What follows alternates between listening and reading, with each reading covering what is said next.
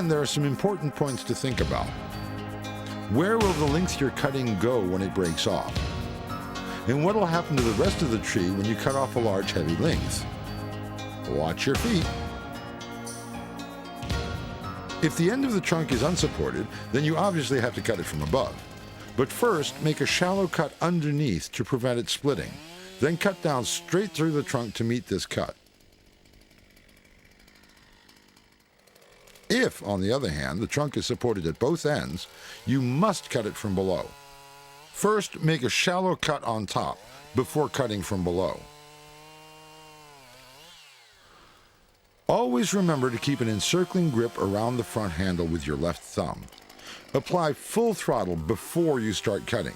Cut as close to the saw body as possible, and remember to stand to the left side of the saw, not directly behind it. If your saw gets pinched in the cut, you must never try to shake it free while the engine is running. Instead, you should switch off the engine and pry open the cut to free the saw. Work calmly and methodically. Think ahead.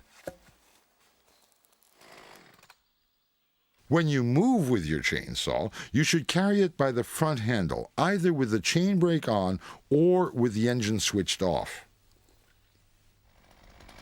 You should not attempt to fell a tree of this size if you're a beginner. But once you've learned to handle the saw properly, it's easy to fell trees with a diameter up to twice the bar length. Choose the felling direction, clear around and behind the tree, line up the saw by aiming along the front handle, apply full throttle, and make the top and bottom directional cuts just as we did earlier. You make the felling cut like this. With your right elbow braced against the inside of your right knee, bring the saw into the side of the trunk and let the tip cut into it. Leave a hinge at least 1 1/4 inches wide, then move backwards around the trunk as you cut through it. When you cut just over halfway through, release the throttle, drive in the pry bar, and complete the cut.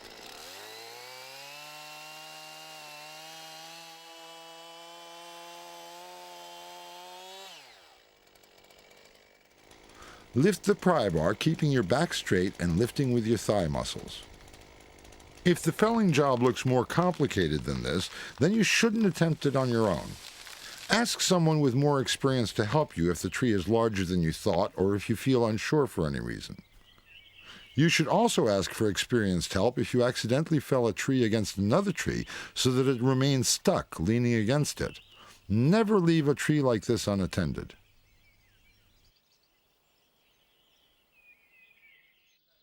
If a tree has been blown down or uprooted in a storm, you should leave it to the professionals. The same applies if there are buildings, roads, power lines, or other obstacles close by. It always makes sense to ask for help, and it's much better to ask for help than to make unnecessary mistakes. Above all, it's much safer. If you don't know who to ask for help, your Jonsered dealer will be able to advise you who to turn to. Although your Jonsered saw is designed for hard work in the forest, it does require some maintenance so that you can continue